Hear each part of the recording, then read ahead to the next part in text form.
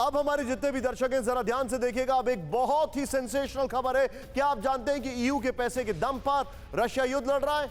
ये मैं नहीं कह रहा हूं, ईयू के फॉरेन पॉलिसी चीफ कह रहे हैं। यूरोपियन यूनियन के पैसे के दम पर जंग लड़ रहा है रूस। इस वक्त की बड़ी खबर, यूरोपियन यूनियन ने रूस से खरीदा 35 बिलियन यूरो का फ्यूल।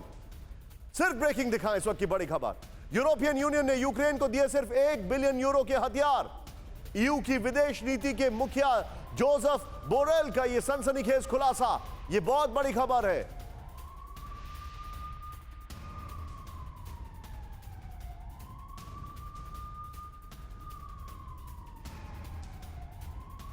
खबर मैं आपको दिखा रहा हूं, और लेकिन इसमें आपके सामने जो इंफॉर्मेशन आई है जरा सीधे यहां पर, यह बहुत बड़ी जानकारी है। ध्यान से देखें, अब आप सुन के हैरान हो जाएंगे स्टैटिस्टिक्स। राहुल होल्ड करेंगे इस वॉल पर बीच बीच में। यूरोपियन यूनियन के पैसे से लड़ रहा है रूस, यह एक बहुत बड़ा सवाल बन गया है, क्योंकि अमेरिका में, वेस्टर्न कंट्रीज में ब्लड मनी कह रहे हैं इसको, blood money.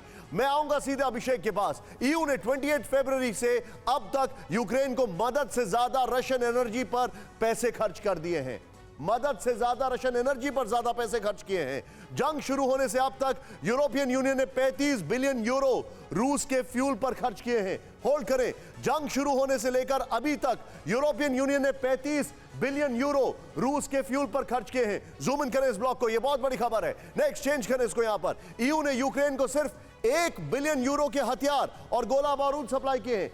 35 billion euro Russia को दिया और सिर्फ 1 बिलियन यूरो का हथियार यूक्रेन को दिया।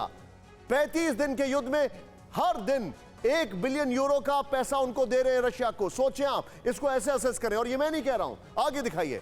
ईयू के foreign policy chief Josep Borrell ने दुनिया के सामने ये आंकड़े पेश किए हैं। नेक्स्ट चेंज करें इसको यहां पर। बड़ी खबर, 1 बिलियन यूरो बड़ी रकम है, लेकिन हम पुतिन को तेल खरीदने के लिए इतनी रकम रोज देते हैं, रोज एवरी डे।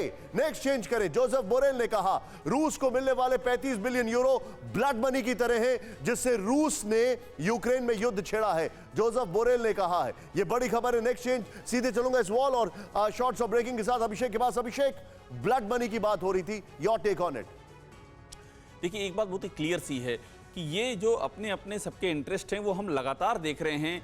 ये यूरोप में आप ही अपने शो में कितनी बार दिखा चुके हैं, आपने पूरे डेटा भी दिखाया था कि किस तरह से लगातार यूरोपीय देश खरीद रहे हैं। अभी जर्मनी की बात चल रही थी, जर्मनी में जिस तरह से वहाँ से नेचुरल गैस ली जा रही है रूस से, ये सब तो ओपन सीक्रेट हैं। यहाँ बड़ी बात ये है कि जेलेंस्की लगातार अपने दोस्त खो रहे हैं। आपने जिन विक्टर ओब्रायन की बात की, जो अभी बड़ी भारी बहुमत से हंगरी में जीते हैं, उन्होंने जीतते कहा कि जेलेंस्की हमारे अपोनेंट हैं, क्योंकि जेलेंस्की उनके खिलाफ बहुत सारी बयानबाजी कर चुके थे। तो जेलेंस्की जर्मनी के खिलाफ बयानबाजी कर रहे हैं, वो कभी नेटो के खिलाफ बयानबाजी करते हैं, कभी हंगरी के खिलाफ बयानबाजी करते हैं। उनका काम वहां पर बैठ करके हर एक देश को नसीहत देना है। अपने देश में उन्होंने अपोजिशन को बैन कर दिया है। अपने देश में उन्होंने जो उनकी स्ट्रेटजी है, कभी कहते हैं बातचीत कर लेंगे, कभी कहते हैं हम युद्ध लड़ लेंगे। तो बहुत ही बुरी तरह वो इस समय कंफ्यूज नजर आ रहे हैं और खामियाजा भुगतना पड़ रहा है वहां के निर्दोष नागरिकों को, जिनका कोई अपराध नहीं है, लेकिन वो उनको भी क्लियर नहीं कि आखिर हमारी पॉलिसी क्या है, कौन हमारी मदद करने आ रहा है, ये क्लियर नहीं है, और एक अंधा युद्ध वो लड़ रहे हैं।